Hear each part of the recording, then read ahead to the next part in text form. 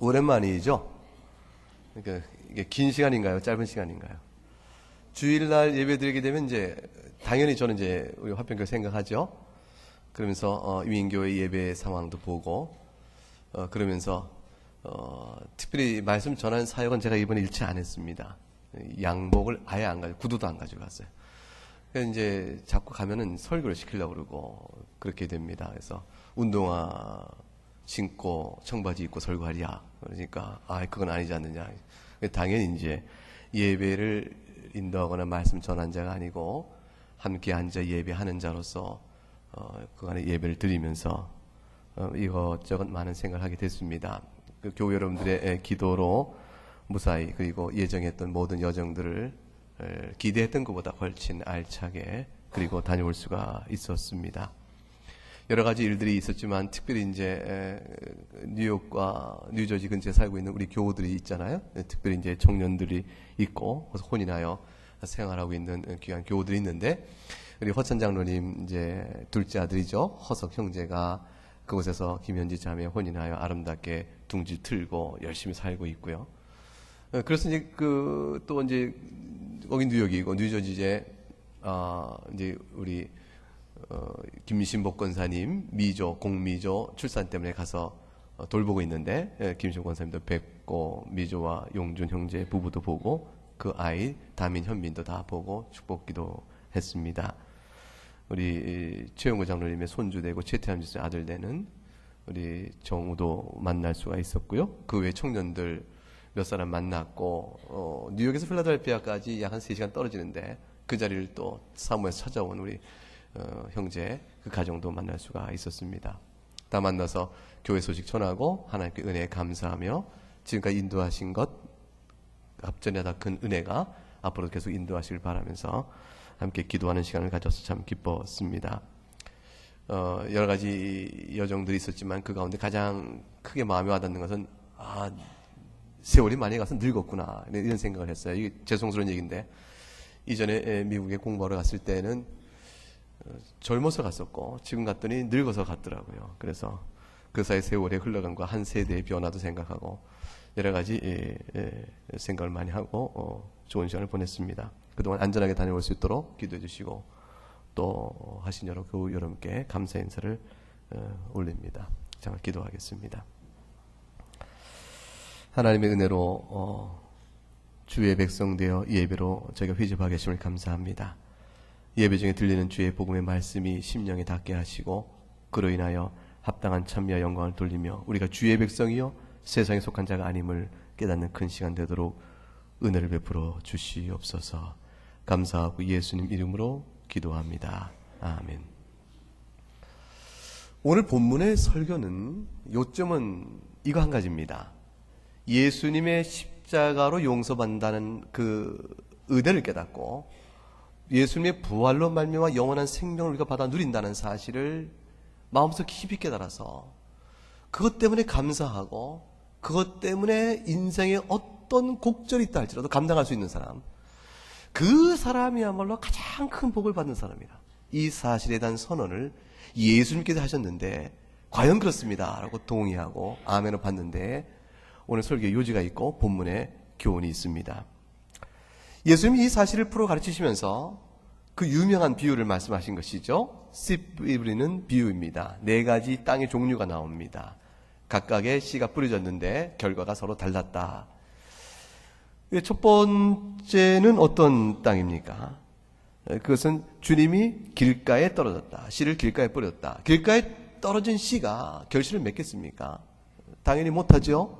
새들이 다 쪼아 먹어서 소용이 없었다. 흙이 얕은 돌밭에 떨어졌다. 흙이 얕지만 흙이 있기 때문에 뿌리를 좀 내리고 얼른 싹이 트니까 보는 사람은 기대를 갖게 됩니다. 야, 이거 결실을 맺겠구나. 그러나 흙이 얕기 때문에 뿌리가 얇고 따라서 해가 뜨면 이미 타버려서 결실을 못 맺습니다. 그것도 우리가 잘 아는 이치죠.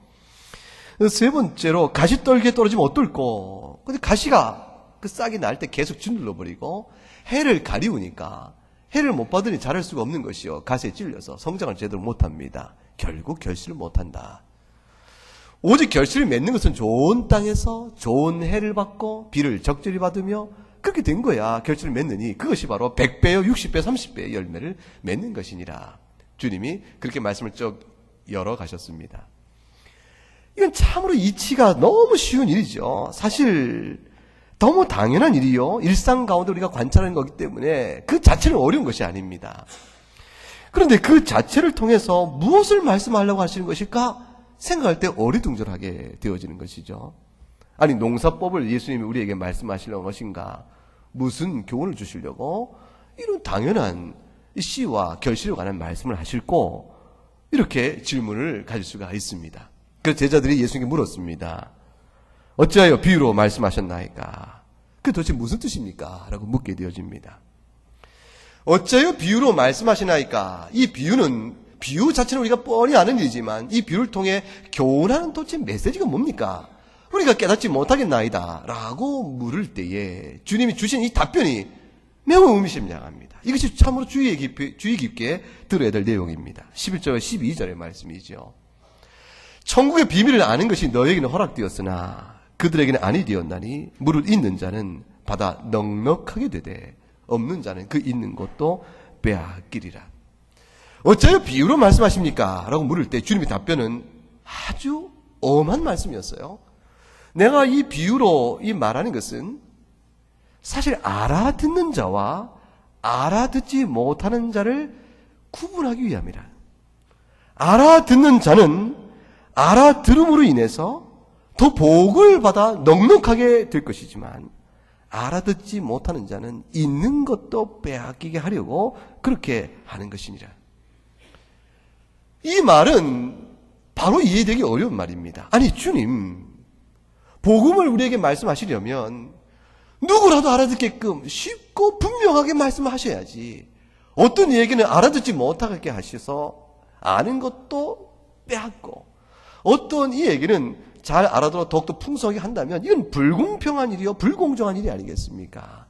누구에게나 다 알아듣도록 한 사람이도 잘 알아듣도록 세밀하게 쉽게 말씀해야 되는 거 아닙니까? 이렇게 물어볼 수가 있겠죠. 이 질문이 나오는 겁니다. 비유로 말씀하신 까닭이 뭡니까? 아는 자는 더욱더 많이 알고 모르는 자는 모르게 하기 위함이라.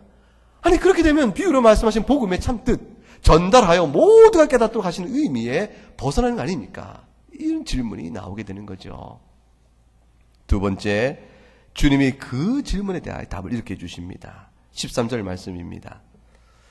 내가 그들에게 비유로 말하는 것은 그들이 보아도 보지 못하며 들어도 듣지 못하며 깨닫지 못함이니라. 주님이 비유로 말씀하신 그 까닭이 비유로 말씀하여 어떤 일은 더욱더 잘 알아듣고 어떤 일은 비유로 말했기 때문에 더욱더 알아듣지 못하게 되는 일은 사실은 비유로 말하고 있는 내 탓이 아니고 그 비유를 받아 듣고 있는 저들의 탓이니라. 책임이 저들에 있고 원인이 저들에게 있다. 주님이 그렇게 말씀하시는 거예요. 내가 비유로 말하는 것은 그들이 보아도 보지 못하며 들어도 듣지 못하며 깨닫지 못함이니라. 이 말씀은 15절에 가서 더욱더 잘 풀어집니다. 15절 이렇게 말씀하셨어요. 이 백성들의 마음이 완악하여져서 그 귀는 듣기에 둔하고 눈은 감았으니 이는 눈으로 보고 귀로 듣고 마음으로 깨달아 돌이켜 내게 고침을 받을까 두려워함이라 하였느니라. 저들이 어찌하여 내가 비유로 말하건 아니면 직접적으로 말하건 내가 전하는 하나님 나라의 비밀에 대해서 저들이 깨닫지 못하는 거? 그것은 비유로 말했기 때문에 있는 것이 아니고 저들이 내가 전하는 이 말을 듣고 귀로 듣고 눈으로 보아 마음으로 깨닫겨 내가 죄인이구나 이 사실을 깨달음으로 인해서 하나님이 기뻐하신 모습이 무엇일까? 돌이켜 자기를 보고 눈물로 회개하며 말씀대로 교정해 나가는 이런 고침받는 일이 행여나 자신에게 있을까? 그 일을 염려하여 그 일을 두려워하여 그 일을 꺼려하여 애초부터 귀를 닫았기 때문이라. 그것이 주님의 말씀의 지적입니다. 말씀의 요점이 무엇입니까? 하나님의 말씀을 들을 때 이미 안다는 것이에요. 하나님의 말씀이 세세하게 무엇을 말하는지 다 알지 못하여도 하나님의 말씀이니라 그 말씀의 충격은 그 자체로 세밀하고 깊게 깨닫지 못해도 아는 것이 하나가 있으니 그것이 무엇입니까? 고쳐야 한다는 사실입니다. 변화해야 되는 사실이죠. 하나님 앞에 이대로는 안 되지. 하나님께서 나를 변화하라고 말씀하시지. 내 마음에 있는 죄성이 드러나고 죄된 모습을 하나님이 낱낱이 드러내신 때문에 내가 이대로는 안 되지. 내가 변화해야 될 것이야. 고쳐야 될 것이야. 이런 사실을 그들이 미리 안다는 것입니다. 그래서 그렇게 되는 일이 압박해 올까봐 두려워서 그런 변화의 압박이 심령의 부담이 실어서 꺼려하여서 아예 눈으로 보지만 감아버리고 귀로 듣지만 귀를 막아버리고 마음으로 깨닫는 은혜를 거절하고 거부해버리는 그런 일들이 저들에게 있다는 것이죠. 그것이 바로 비유로 말하는 이 복음의 전파에 대해서 저들이 하나님의 말씀을 내가 모르겠어 라고 말하는 참된 이유라는 것입니다. 인간에게 책임이 있다는 것입니다. 복음이 어찌 어려운가? 복음이 어찌 저들의 마음이 열매 맺지 못하는가? 그것은 바로 복음을 전하고 있는 비유의 방식 때문이 아니고 그 복음을 듣고 있는 저들의 심령이 완악한 저들의 탓이니라. 따라서 하나님의 말씀이 예수님의 복음의 전파 방식이 내가 오히려 깨닫지 못하는 자에게는 있는 것도 없애려고 하는 것이라. 이 말씀이 불공평이요 불공정이라는 이유로 비난받을 아무런 까닭이 없다고 말씀합니다. 저들 심령이 완악하게 듣지 못하는 것이요 그것은 또한 참 두렵건데 하나님의 심판이기도 하다. 주님이 그렇게 말씀하십니다. 아예 주의 말씀을 귀를 막아버리고 눈을 감아버리고 마음을 굳게 하여 듣지 아니하고 작정하니까 그 말씀의 씨가 내려져 뿌리를 내리고 결실을 맺을 수가 없는 것이요 그런 상황을 하나님이 내버려 두시는 것 자체가 심판이니라. 그래서 11절에 이렇게 말씀하신 겁니다. 천국의 비밀을 아는 것이 너에게는 허락되었으나 그들에게는 아니 되었느니라. 하나님이 천국의 비밀을 아는 것을 저들에게 주지 않는 까닭은 그 자체가 이미 심판이기도 하기 때문이라 말씀하신 것이죠. 사실 비유 자체가 어려울 것은 없지요. 원래 비유란 것은 어떤 사실을 더 잘 설명해 주려고 하는 것이 비유 아니겠습니까? 여러분 어떤 원칙을 설명하려고 비유를 들면 그 비유가 더 어렵게 만듭니까? 이해하기에 더 쉽게 만듭니까? 좋은 선생님은 쉽게 만들죠. 이게 좀 둔한 선생은 어렵게 만듭니다. 저는 어렵게 하는 쪽인 것 같아요. 저는 이제 비유를 들어서 좀 가르치려고 집에서 아이들도 말하면 애들 굉장히 괴로워합니다. 잘 모르겠다. 더욱더 헷갈린다. 이렇게 얘기합니다. 근데 예수님의 비유는 안 그렇죠. 하나님께서 우리를 잘 돌보신다. 그러니 하나님이 매사에 범사에 우리를 잘 보살피시고 살피시는 그 섭리 가운데 지켜주는 그 사랑을 의심치 마라. 이거 안 믿으니까 주님이 그때 하신 말씀이 뭡니까? 공중의 새를 보라. 들의 백합화를 보라.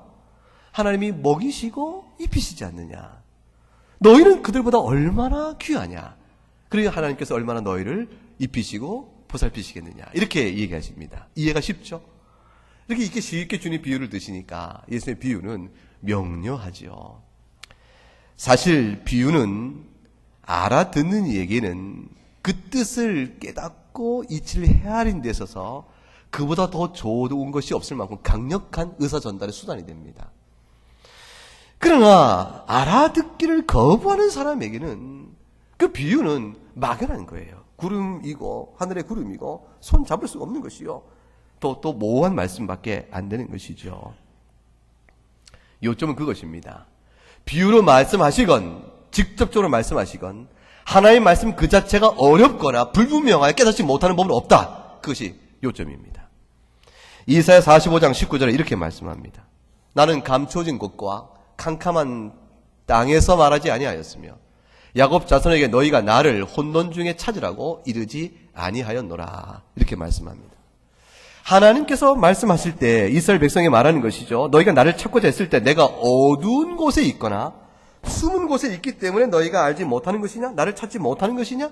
아니지 않느냐? 너희가 나를 찾지 못하는 까닭은 어디에 있을꼬? 나는 감춘 곳이 아니라 드러난 곳에 있고, 캄캄한 곳이 아니라 밝은 곳에 있고, 혼돈과 어둠 속에 있는 것이 아니라 질서 있는 곳에 있기 때문에 찾고자 하면 바로 찾을 수 있는 것인데 어찌하여 못 찾을꼬? 그 까닭은 너희에게 있느니라. 주님이 그렇게 말씀하시죠. 시편 119편 105절 말씀, 자신 있는 말씀이죠. 어떻게 되어 있죠? 주의 말씀은 내 발의 등이요 내 길의 빛이니이다. 화평교 교인이 이 말씀 못 외운 사람 없을 거예요. 내 발의 등이요 내 길의 빛을 비추는 주의 말씀이니 어두워서 주의 말씀을 찾지 못했다 말할 수 있겠는가? 하나님의 말씀은 열면 빛이요 우둔한 사람이라도 깨닫게 하는 그런 말씀이니라. 그 말씀의 명료함과 분명에도 불구하고 어째 사람들이 알아듣지 못할꼬? 눈을 감아버려서 그런 것입니다. 귀를 닫아버려 그런 것입니다.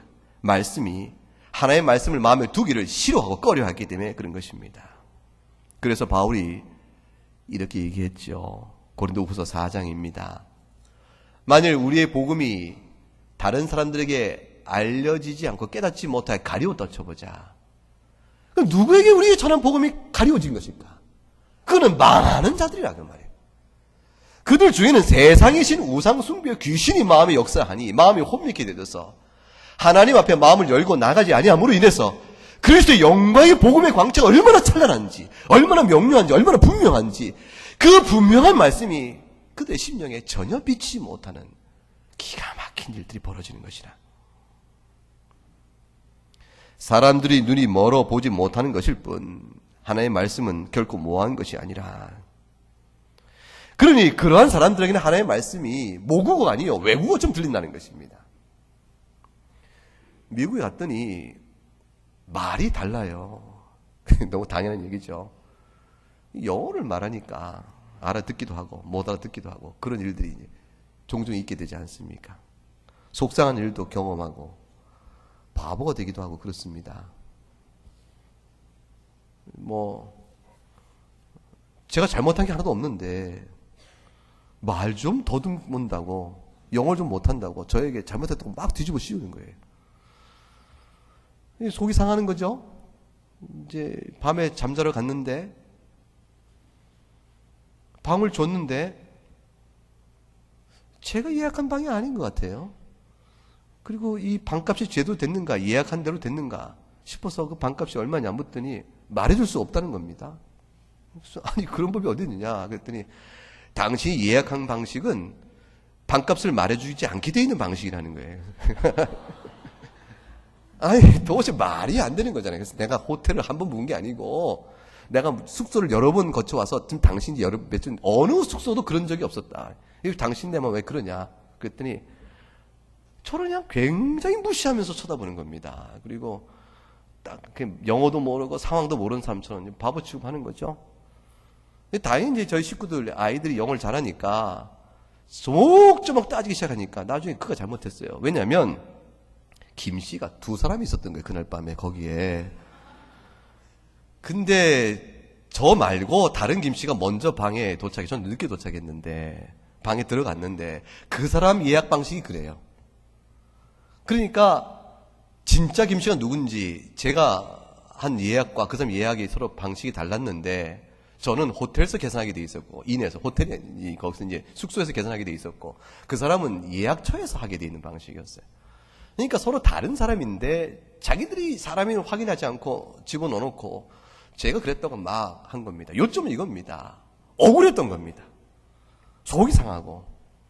근데 이치를 헤아려 말하기가 어려웠던 거죠. 그냥 간단한 의사는 잘 통했던 것 같은데 이 문제가 생기니까 제 영어가 별로 쓸모가 없더라고요. 이게 좀 속이 상했죠. 그러다 보니까 옛날에 공부하러 미국 갔을 때 그때 생각이 떠올라요. 식구들이 배가 고프다니까 걱정 마라. 내가 먹을 것을 구해다 줄 것이라. 기껏 들어간 것이 이제 맥도날드예요. 그때 이제 맥도날드에 앉아서 햄버거 사 먹는 게 뭐가 어렵겠습니까? 저것 주세요. 넘버 원 얼마? 그래 그럼 돈 주면 돈도 다음에 주면 되는 일인데. 그런데 거기까지 잘했는데 여기서 먹을래? 싸갖고 나갈래? 그거 있죠? 히어로와 투고라는 게 있어요. 히어로와 투고 이렇게 말을 합니다. 근데 그건 책 한 권만 미리 여행자 책을 보고 식당에서 음식 주문할 때 히어로와 투고라는 게 이거 한 번만 봤으면 아는 겁니다. 근데 무슨 교만이 있었는지 끝까지 영어 못하겠나 싶어서 그냥 간 거예요. 그러니까 아무 생활에 대한 배경 영어는 익히지 않고 학교 다니면서 공부했던 책만 영어만 알고 그냥 가서 될 것이라 생각했는데 그냥 주문 될 텐데 자꾸 히어로와 투고 물어보니까 못 알아듣는 거죠. 3번을 못 알아듣더니 짜증을 내요. 주위에 사람은 줄 서 있죠. 눈치코치를 보다가 나중에 그 사람이 식구도 있는 걸 이렇게 봤는지 그냥 싸서 먹는 걸 줘서 받아 먹었습니다. 말이 명료하지 않은 게 아니고 못 하던 제가 문제인 거죠. 그런 일들이 몇 번의 경험이 있습니다. 처음에 가서는 슈퍼마켓에 갔더니 돈 주고 계산 다 물건 다 싸줍니다. 그러면 그냥 주면 되는데 백에 다 넣어주면 되지 않습니까? 근데 Do you need a bag? 그러는 거예요. 그렇게 또박또박 말하면 왜 못 알아듣겠어요? 근데 얼마나 빨리 말하는지 몰라요. 그러니까 그 말을 할 거라고 예상하거나 미리 경험이 없었으면 바로 알아듣지 못하는 일도 있는 모양이에요. 못 알아들었죠. 그랬더니 그 말이었더라고요. 또 무시당한 거죠. 지금 제가 잘 얘기하고 있는 건지 모르겠어요. 요점은, 설교 요점은 그겁니다. 하나님 앞에서 지금 제가 영어한 것과 요점이 잘 맞는지 잘 모르겠어요. 알아서 들으세요. 그러니까 이제 하나님께 앞에 나가서 그 말씀을 듣고자 마음을 열고 있지 아니한 사람에게는 주의 말씀이 결국은 듣길 원치 않으니 알아듣는 말이 아닌 것이 되어지고 열매 맺지 못하는 것이 되어져서 결국은 하나님께서 심판의 의미로 내가 너에게 내 구원의 복음을 외국으로 전하겠다. 이렇게까지 말씀하신 것으로 다가오게 됩니다. 이건 참 무서운 말씀입니다. 이사야 28장 11절에 이렇게 얘기하셨어요. 그러므로 더듬는 입술과 다른 방으로 그가 이 백성에 말씀하시리라 하셨습니다. 이 이사야 선지 때 일인데 이스라엘 백성이 하나님의 말씀을 마음에 안 받기 시작합니다. 그리고 가나안 족속의 우상과 이집트의 우상들을 갖다 놓고 필요와 자기 입맛에 맞는 대로 신들을 예배하기 시작한 거예요. 여호와 하나님을 부르는 게 도움이 될 것 같으면 여호와 하나님, 자기가 볼 때 이거는 여호와 하나님 힘을 못 쓰고 이 가나안 족속에 이 바알신이야 이 효과가 있을 것 같다. 그러니까 바알신을 찾아가면 정성껏 이제 예배하는 거죠. 이 몰렉이라는 신 좋을 것 같다. 몰렉을 찾아가는 겁니다. 그러니까 각종의 우상을 다 놓고 자기 생각에 효과가 있겠다는 신의 힘을 빌려고 이 신 저 신 찾아다니며 잡신을 섬기는 일들이 이스라엘 가운데 허다하게 많아지게 되어지니까 하나님께서 얼마나 이스라엘 백성을 딱하게 보겠어요. 이 선지자를 보내요. 그들을 어떻게든 깨우치고 하나님 앞에 회개하며 돌아오게 하려고 했지만 저들이 말을 듣지 아니하니까 결국 하나님이 심판을 선언하시기를 내가 저들에게 하나님의 모든 전한 계시의 말씀을 입술을 더듬는 말이 되게 하여서 알아듣지 못하게 하시겠다 그러신 겁니다. 문장을 제대로 말해야 알아듣을 텐데 이 말하고 저 말하고 섞여 말하니까 무슨 말인지 알아듣지 못하는 말이 되게 하시고 외국어로 말하듯이 하게 하셔서 깨닫지 못하게 하시겠다 이렇게 말씀하신 거예요. 이거는 심판입니다. 하나님 말씀을 마음에 받기를 애초부터 마음을 닫아버리고 있는 사람들에게는 어떤 설교나 어떤 성경이나 어떤 말씀도 외국어요 깨닫지 못하는 말로 다가오는 것이요 이치와 조리가 없는 말로 다가올 따름인 것입니다. 그러나 하나님의 말씀을 들어야 살겠다 싶어 마음을 열고 하나님께 기도하며 듣는 귀를 열어줘서 하는 사람들에게는 그 말씀이 그 심령에 결실하게끔 들려진다는 것이죠. 이사야 29장 11절 말씀에 이렇게 되어 있어요. 모든 계시가 너희에게는 봉한 책의 말처럼 되었으니 책을 봉해버렸으면 책 내용을 알 수가 없을 거 아닙니까? 계시를 기록한 책이 봉화해져서 아무도 못 읽는 책처럼 너희에게 되어졌다. 하나의 말씀을 너희가 깨닫지 못하게 될 것이라는 뜻이죠. 그 아는 자에게 주면서 읽어보시오 하면 뭐라고 말하겠습니까? 책이 봉화해졌으니 어찌 읽겠소? 읽을 수가 없어 라고 말할 것이요. 이제 글을 모르는 자에게 이걸 읽어보시오 라고 말하면 뭐라고 말합니까? 이게 내가 글을 모르니 읽지 못할 것이요 라고 말하지 않겠는가? 결국은 글을 읽는 사람이나 그를 모르는 사람이나 누구에게도 하나님의 계시가 전해질 방법이 없게 되었다. 그 왜 그렇게 됐습니까? 하나님 책을 봉해버렸기 때문에 그렇습니다.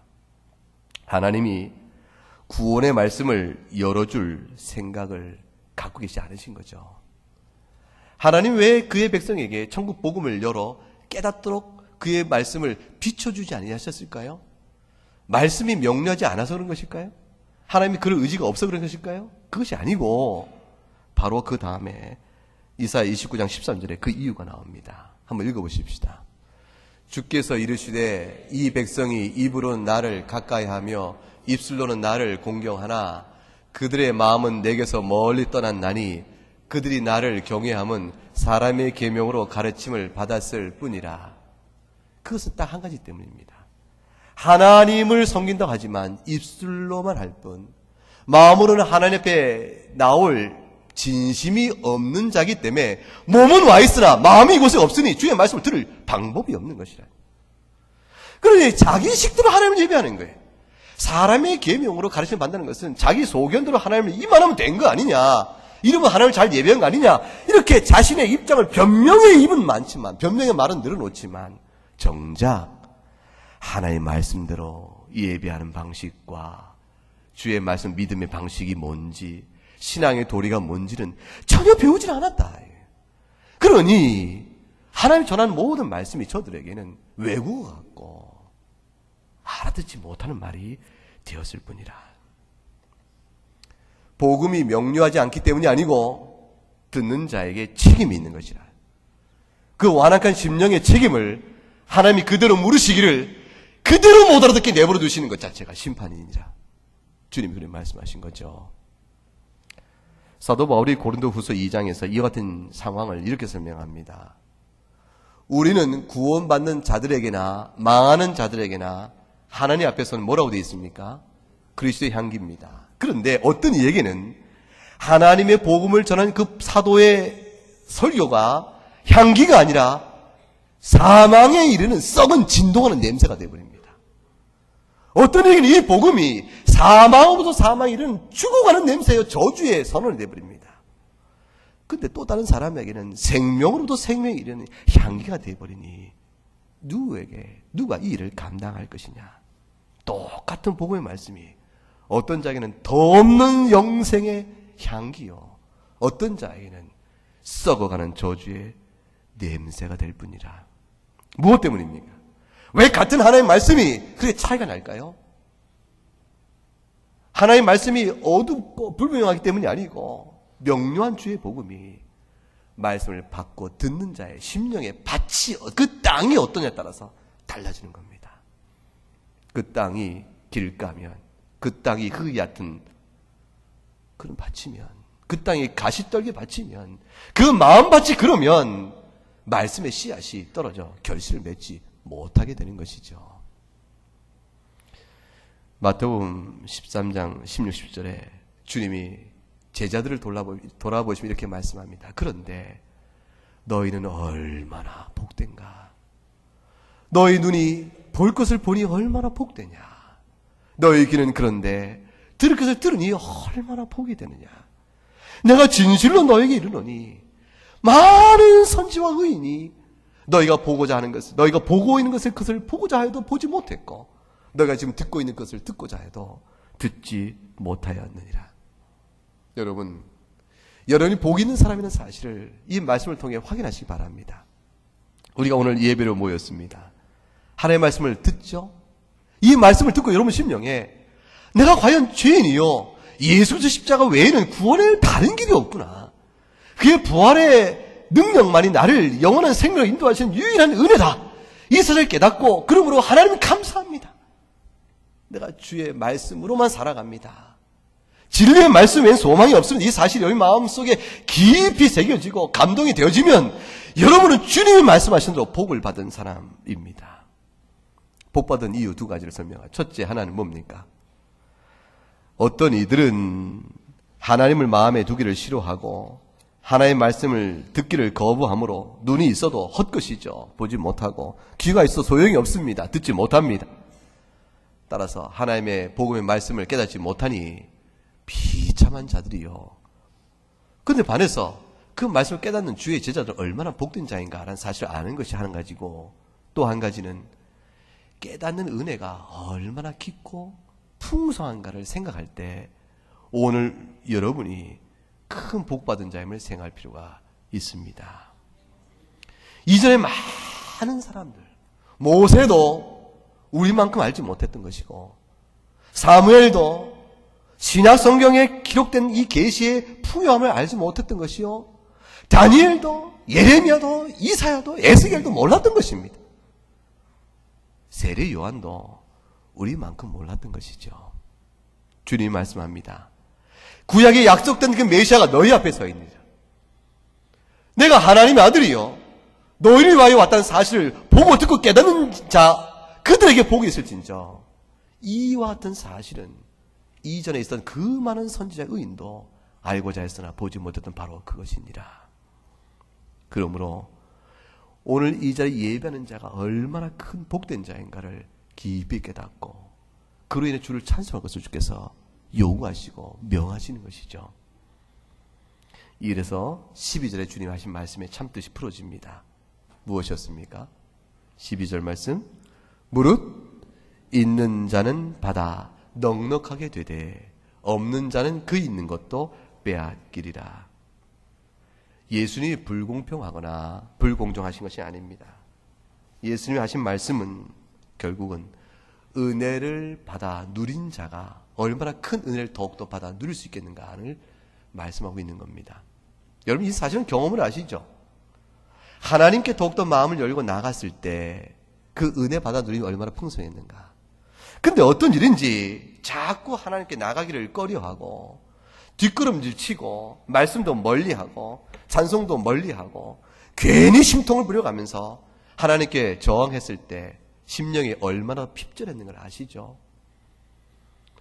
무릇 있는 자는, 은혜를 사모하는 자는 충만하게 받아 누릴 것이지만 은혜를 사모하지 않는 자는 있는 것도 없어질 것이라. 이민교회 몇 군데를 갔죠. 3주에 걸쳐서 3곳을 방문합니다. 교회 소식을 이곳저곳 목사님들 만나니까 이민교회 목회 상황도 듣습니다. 다 교회가 똑같지가 않더라고요. 뭐 너무 당연한 일인데 어떤 교회는 아주 훌륭했습니다. 교회다웠습니다. 이민 생활이 나그네 생활이잖아요. 그러니까 신자로 이 땅에 살면서 사는 동안 나그네 생활한다는 것이 뻔한 이치인데 그거를 이민 생활하면서 경험하니까 얼마나 더 분명하고 확실하게 그걸 경험하겠습니까? 이민 생활의 나그네 삶을 우리가 체험하 알듯이 인생이 나그네 길이니 하늘의 본향을 사모하며 믿음대로 삽시다.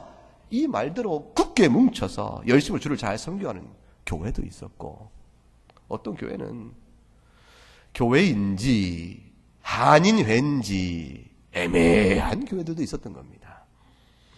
믿음이 자라지 못해서 그 모양은 다 취하고 있지만 그러나 그 안에 영적인 역사가 이룰 만한 그런 일들이 없는 거예요. 그러니 그 안에 직분자도 있어서 조직은 갖췄죠. 장로님도 계시고 권사님도 계시고 집사님도 계신 것이라. 이 성찬식을 하면서 예수님의 십자가 복음을 바르게 믿고 고백하는 자라야 이 성찬을 받기 합당한 즉 그리고 세례받은 자들만 성찬에 참여합니다. 이렇게 목사님이 가르쳐주고 성찬을 배분하는데 장로의 성찬을 갖고 쭉 가시다가 성도의 권하니까 성도가 아유 나는 아직 세례 안 받았고 믿음이 없으면 못 받겠어. 그렇게 말하니 그 성도가 오히려 훌륭한 성도라. 이 장로의 하신 말씀이 아이 사람아 임마 좀 말은 죄송합니다. 그렇게 말을 했다고 그래요. 내가 주는 거니까 받아 먹어. 이렇게 영적 상황이란 것이 그 정도 되어지면 심각하죠. 그러면 결국은 배움대로 가르쳐서 성찬의 예가 뭔지 그 의미가 뭔지를 배워야 되는 것이 아니겠습니까? 다 알아. 그거 해마다 하는 것이고 뭐 항상 하는 것이고 내가 한 해 두 해인가 했는가. 그 배움의 길이 닫혀져 있어서 그저 힘들게 목회하는 교회도 있었습니다. 교회가 다 같은 교회가 아니더라. 그것이죠. 바쁜 이민 생활에도 수요일도 열심히 모이고 새벽에도 모여 기도하는 그런 교회도 있는가 보면 그렇지 않은 교회도 있었던 것입니다. 많은 교회가 있지만 다 같은 교회가 아닙니다. 요한계시록에 7교회가 나오지만 다 주님께 칭찬받는 교회가 아니듯이 신자도 다 신자인 양 같지만 다 똑같은 신자는 아닌 것이죠. 예수님 당시에 다 이스라엘 백성이었어요. 다 유대인이었지만 다 똑같은 이스라엘이요. 다 유대인은 아닌 겁니다. 어떤 이는 겉모양은 유대인이요 혈통은 유대인이지만 영적으로 보게 되어지면 유대인답지 않은 자가 있었으니 복음의 메시아가 눈앞에 왔으나 알지 못하게 되는 것이죠. 그러나 그 중에서 깨닫는 이가 있는 겁니다. 볼 것을 보는 눈을 가진 자가 있고 들을 것 듣는 귀가 있는 자가 있고 심령의 복음을 사모하여 받고 열매 맺어 하나님의 은혜를 찬미하는 그런 자들이 있는 겁니다. 주님이 씨 뿌린 비를 통해서 오늘 말씀 속에 듣는 귀가 있는 자가 보고 있을진저라고 말씀하신 까닭이 무엇이겠습니까? 제자들을 격려하고 그들 힘을 내 신앙생활하고 그들 받아 누리는 복이 얼마나 큰가를 알려주기 위함이죠. 이 말씀이 오늘 우리 가운데 응한 것입니다. 우리가 예배로 모였을 때 우리가 듣는 예배, 듣는 이 설교, 듣는 이 성경의 말씀, 이것이 우리 귀에 들리고 이걸 통해서 우리가 복음의 십자가를 눈으로 바라보며 부활의 권능을 바라보며 나그네 삶의 하늘 본향을 우리가 사모한다면 이거야말로 주님이 선언하신 참된 복 있는 자라 아니할 수가 없는 것입니다. 이 말씀을 굳게 믿으시고 심령에 담으시고 나그네 신앙 길을 잘 감당한 여러분 모두 할 수 있기를 주의 이름으로 축복합니다. 우리 찬송하겠습니다. 200장